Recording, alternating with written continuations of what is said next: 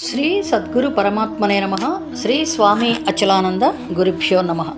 మోక్ష సన్యాస యోగము అనే 18వ అధ్యాయంలో నుంచి 69వ శ్లోకం. న చ తస్మాత్ మనుష్యేషు కశ్చిత్ మే ప్రియకృత్తమః భవితా న చ మే తస్మాత్ అన్యః ప్రియతరః భువి. न च तस्मान्मनुष्येषु कश्चिन्मे प्रियकृत्तमः भविता न च मे तस्मात् अन्यः प्रियतरो भुवि. न च तस्मान्मनुष्येषु कश्चिन्मे प्रियकृत्तमः भविता न च मे तस्मात् अन्यः प्रियतरो भुवि. प्रियतरो भुवि. 70వ శ్లోకం. అధ్యేష్వతే చ య ఇమం ధర్మ్యం సంవాదం ఆవయోః జ్ఞానయజ్ఞేన తేన అహం ఇష్టః స్యామ్ ఇతి మే మతిః.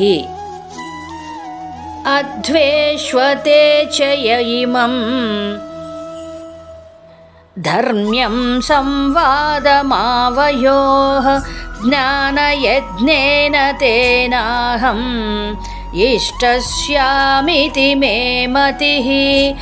అధ్యేష్వతే చ య ఇమం ధర్మ్యం సంవాదమావయోః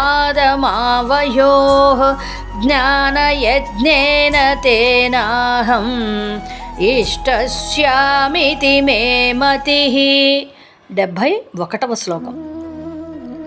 శ్రద్ధావాన్ అనసూయః చ శృణుయాత్ అపి యః నరః సః అపి ముక్తః శుభాన్ లోకాన్ ప్రాప్నుయాత్ పుణ్యకర్మణాం.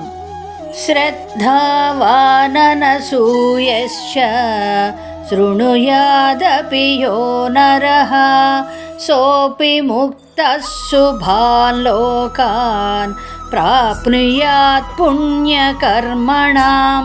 శ్రద్ధావాననసూయశ్చ శృణుయాదపి యో నరః సోపి ముక్తః శుభాన్ లోకాన్ ప్రాప్నుయాత్ పుణ్యకర్మణాం. ఓం తత్సత్. జై గురుదేవ్.